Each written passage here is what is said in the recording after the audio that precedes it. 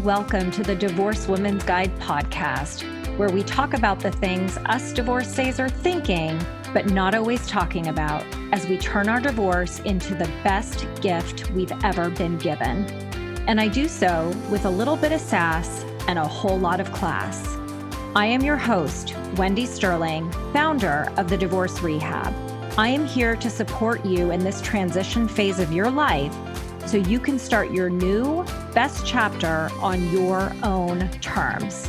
After all, that's what I did after my own divorce. And now it is my mission to change the conversation around divorce and help you see why your divorce, like mine, was the best gift you ever received. Hello, and welcome to another episode of the Divorced Woman's Guide podcast. I'm so happy you've tuned in today because I am joined by my dear friend and colleague, Gabrielle Hartley. Hello, Gabrielle. Hi, Wendy. I'm so happy to be here also. Me too. And Gabrielle is here today to talk with me about the Better Apart method and how it can help you heal from divorce. So before we jump in, Gabrielle, I'm going to introduce you to our audience today. So Gabrielle is an experienced, compassionate, and effective divorce lawyer, mediator, author, and speaker. For the last 25 years, she has served couples in reaching reasonable resolution. She is well known for keeping 99% of her cases at the negotiation table and out of the courtroom, as well as for launching the positive divorce movement. Gabrielle founded the Better Apart method, authored Better Apart, the radically positive way to separate, and is the founder of the Better Apart method online certification. Better Apart is the first book of its kind to combine the life-changing, healing wisdom of mindfulness, meditation, and yoga with practical advice and legal wisdom to get the reader through and beyond divorce. Better Apart is a 5-step process that promotes wellness through and beyond divorce. Gabrielle has been featured throughout media channels, including the New York Times, U.S. News and World Report, Vice, the New York Post, Yoga Journal, Thrive Global, and is a regular expert guest and blogger featured on NBC television, Mass Appeal, and as well as radio, and dozens of podcasts and blogs around the world.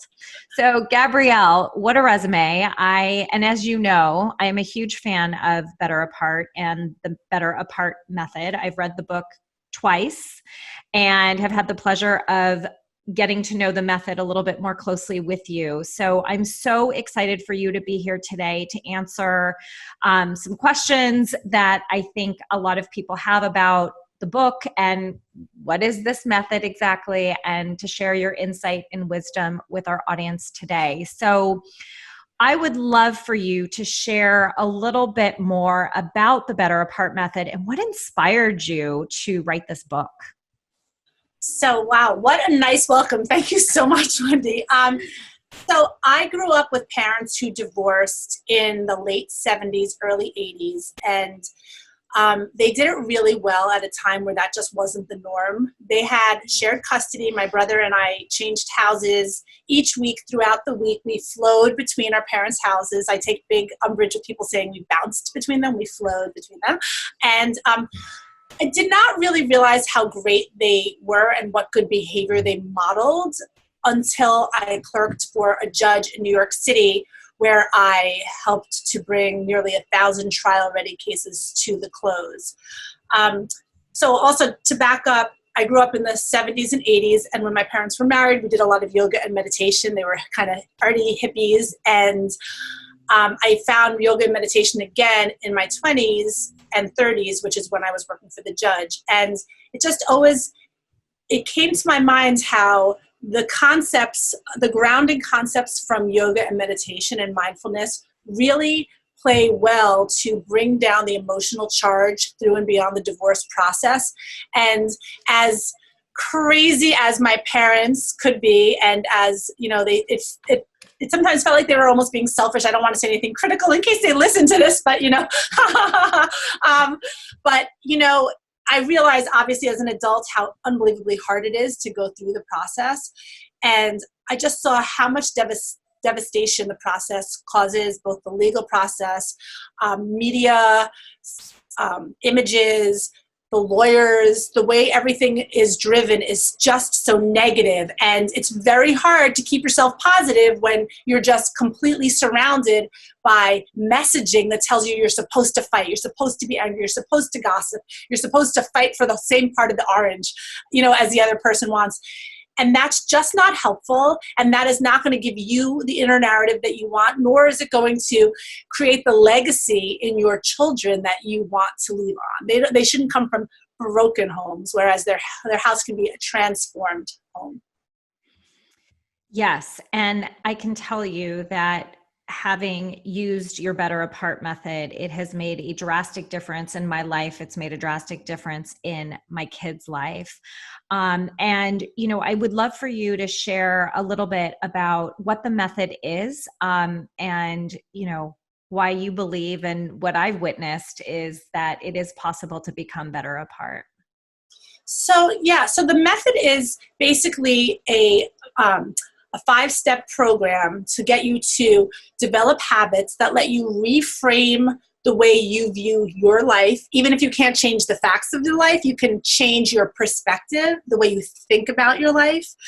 And so the 5 key elements, as you're well aware, are patience. Patience is the ability to respond rather than react. It's the ability to take a step back.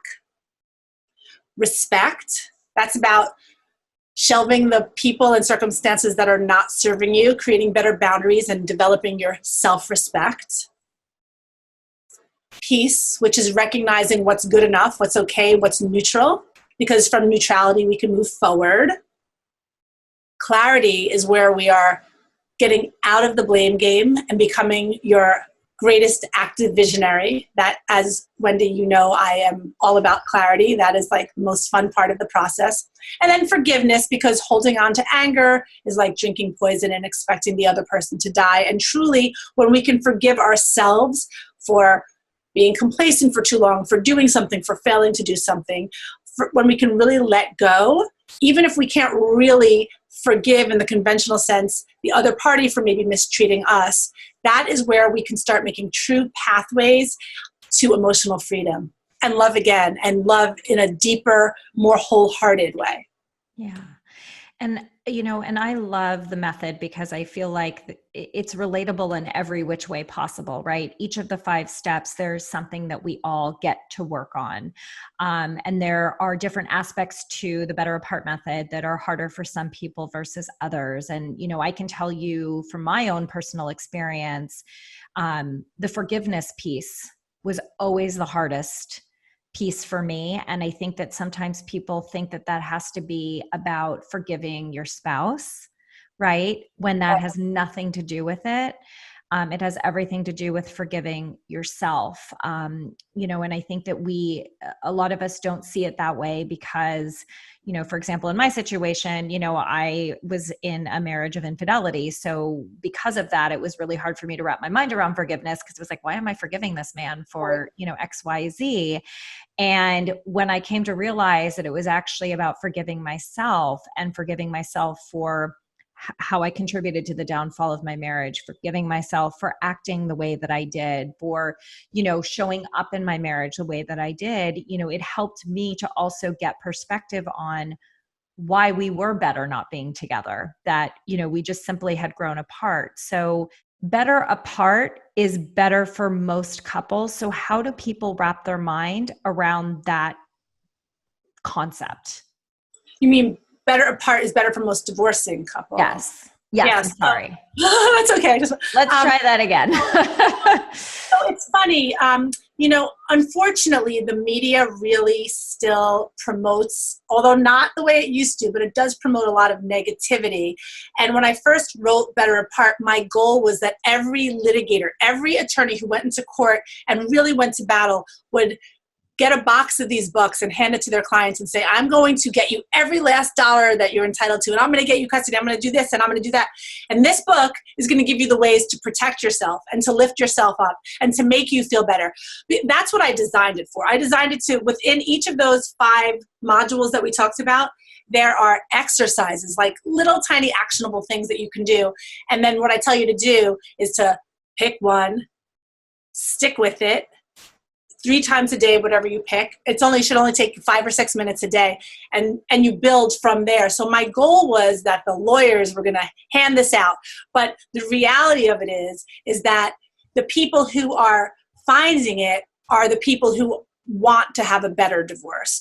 And I feel like my mission, my goal to create the positive divorce movement is to have more and more people talking about the concept of becoming better apart. You know, working with somebody like you who's training to be an advanced better apart coach, you know, going to all things that are positive around divorce, listening to Susan Guthrie's Divorce and Beyond podcast, which has amazing guests that are all uplifting. Get away from the negativity. We need to give one another permission to feel better.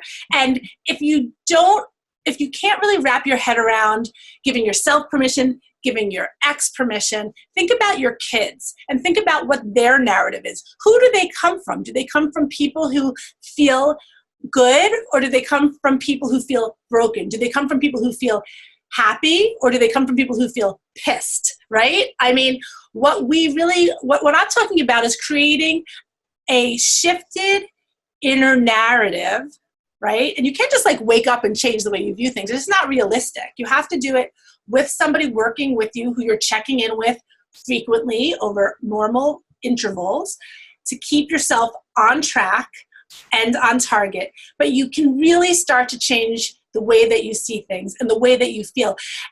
And when you think about it, getting divorced is not sad. Ending a happy marriage would be sad. Getting divorced is happy because that gives you freedom to be happy again.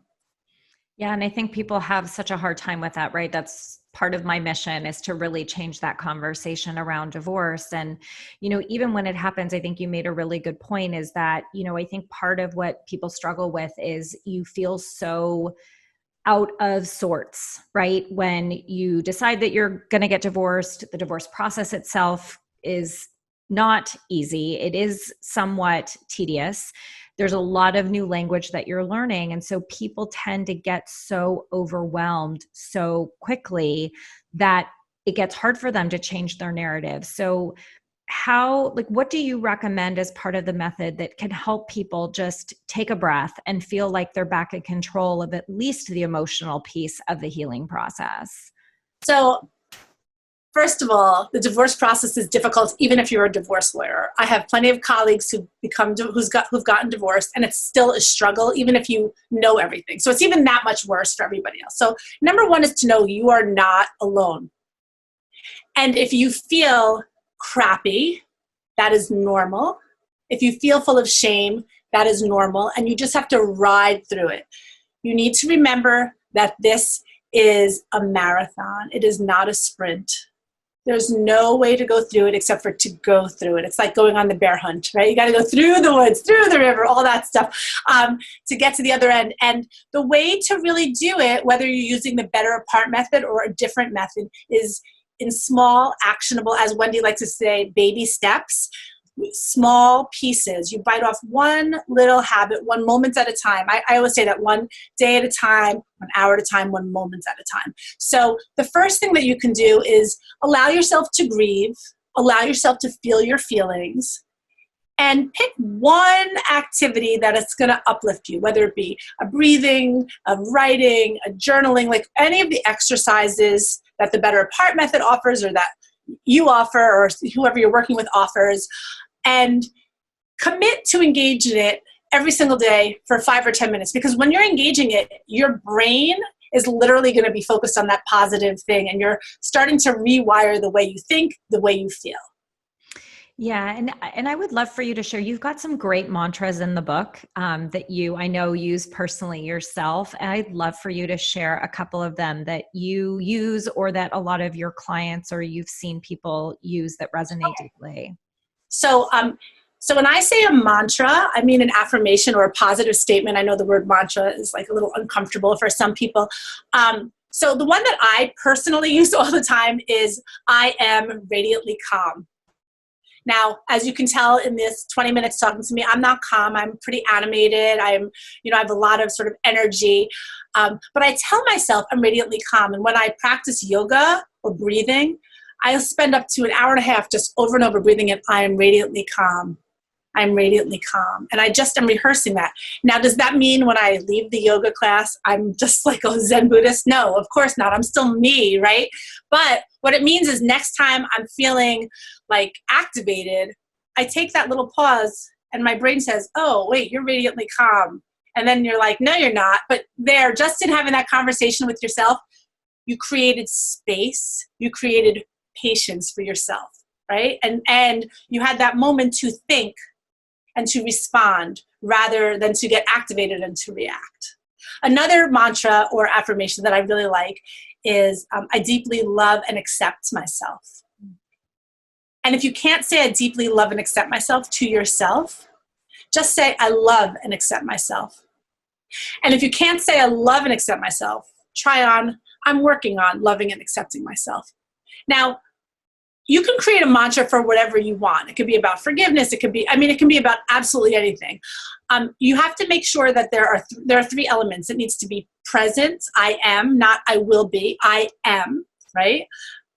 It needs to be powerful, and it needs to be specific. So not like, I'm going to have money. Like that's not specific enough. It's not present enough, and it's not powerful enough. But if you say like, I'm creating a thriving business, and then go to even more granular, I'm creating a thriving business selling flowers, because you have this floral store thriving, right? And you tell that to yourself every single day. It starts to envelop your thinking, and it starts to change your way of being. Yeah, I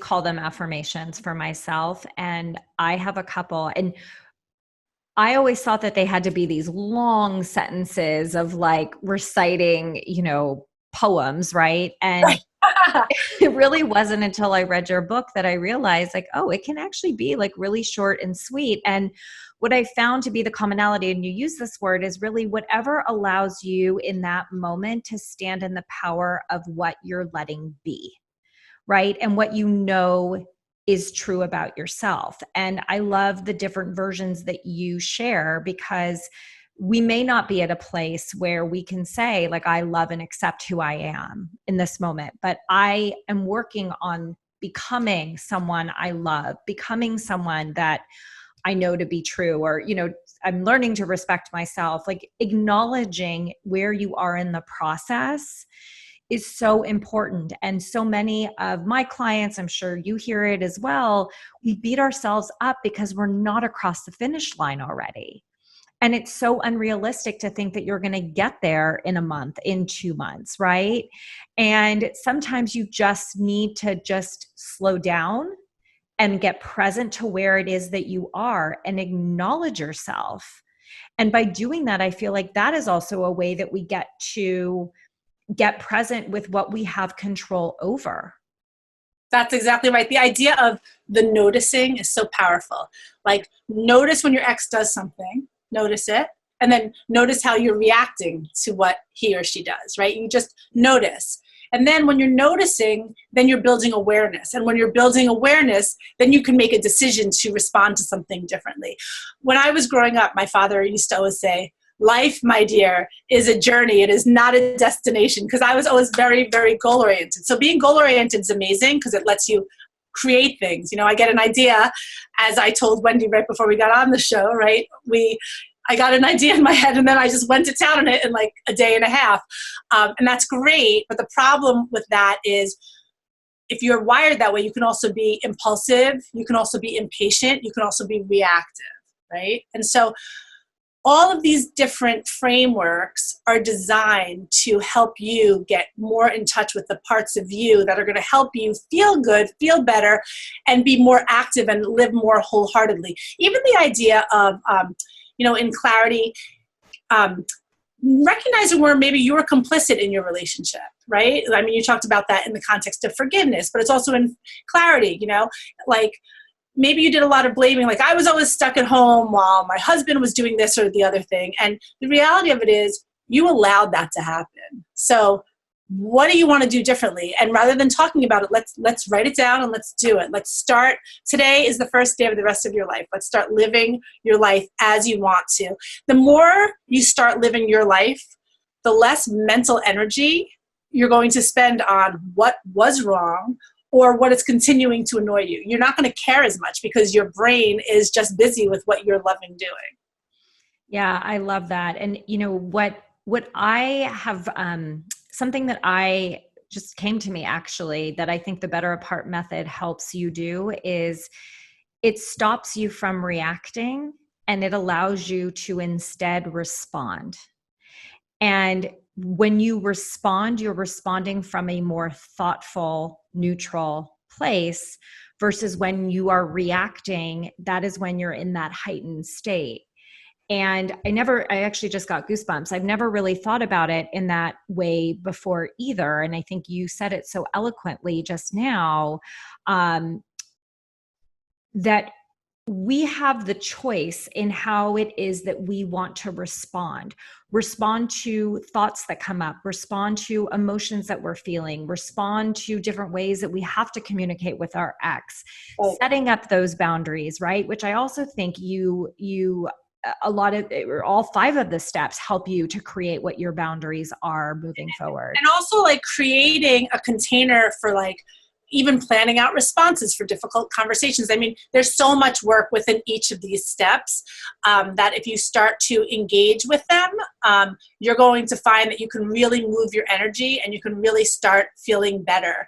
And yeah, like I love the whole idea of creating a container for how you feel and putting things away that you don't need anymore, acknowledging them, and then sending them off, and then inserting what you do want, how you want to feel, how you want to be. This is, as far as we know, this is our one and only life. So let's live it, and let's show our children and our families and our friends, and most importantly ourselves, how well we can be and how we can really take control. And I don't mean control in a negative way. I just mean take ownership of our lives right where you are. Even if you don't have like everything that you want, you have the power to change your mind. And your mind is where all the action is. Like get in there and like it's happening. It is. And you get to see things from a neutral standpoint and respond, not react to what's happening. And you can choose to put a different polarity on it. And I love the idea of a container, like put it in another box and say, thank it, right? Thank you for the lesson that you've taught me. And I'm now through the lesson. I get to move forward now, right? And there's a lot of work that I know you already do with your clients, and you're doing even more with the Better Apart method, is around creating neutrality and like really working with the idea of wonder, getting curious, finding alternate ways of viewing things and addressing things. And once you're ready to engage with the process, that's where the changes are going to happen. Because it's all well and good to like hear us talk about it, but when you start to really do it, it's fun. It is. And the book is amazing. And I highly recommend it to everybody. I mean, it really is as you say, it's the radically positive way to separate. I mean, it's part of your title, and everybody needs to go buy this book. It's amazing. You can buy it on Amazon. Buy it everywhere. I mean, HarperCollins published it. So you can buy it at if your local bookstore doesn't have, well, right now there's no local bookstore. I guess go to Amazon or Barnes and Noble right now, but after COVID is finished, yes, everyone should have access to it. Yeah, it's great. And I have gotten the opportunity to work directly with Gabrielle on the Better Apart method and have learned some of her own techniques with it. And it has been eye-opening for me to learn. I've used it with my clients. It's something you guys can go out and buy and also learn how to do it yourself. Or as Gabrielle said, obviously there's people that can support you in this too. Gabrielle, I'm so happy that you were here and joined us today and shared so much incredible knowledge and wisdom that you've gathered, both from firsthand experience, mostly from firsthand experience, but also just your wisdom. And I'm so grateful for your friendship as well. And I know that you have a wonderful gift for our audience today. And I'd love for you to share more with them about it. So if you head over to GabrielleHartley.com, you can grab yourself a copy of the Thrive and Survive handbook. It gives you a blueprint for financial success, for co-parenting, and some tips on the Better Apart method. The other thing that I have is that if you would like to receive the Better Apart method dripped into your inbox, or you can self-administer it, you can go ahead and purchase it right at GabrielleHartley.com. It's a 6-week online program, and it comes with a half-hour strategy, like legal strategy with me. That's different from what Wendy does, because I'm not actually doing the one-to-one coaching. But you're going to get, if you don't want to read the book and you want some legal strategy, it's sort of like a good deal. So you get the program, and then you get a little bit of my time. Wonderful. And it's valuable, to say the least. So Gabrielle, thank you so much for being here today. I am so grateful for you. It's always my honor, Wendy. Anyway, to support you and your people. Thank you so much. And everyone, thank you so much for tuning in today. I can't wait to see you guys and hear you on the next episode. Thanks for tuning in to another episode of the Divorced Woman's Guide podcast. If you like what you hear, please share this episode with someone you know or spread the word on social media. This is how I reach more divorcees around the world and provide them with the support they need to create their next best life. And I would also love to continue the conversation with you. So please friend me on Facebook, join my private Facebook group, The Divorce Rehab, and follow me on Instagram at Divorce Rehab with Wendy. I'll see you next time.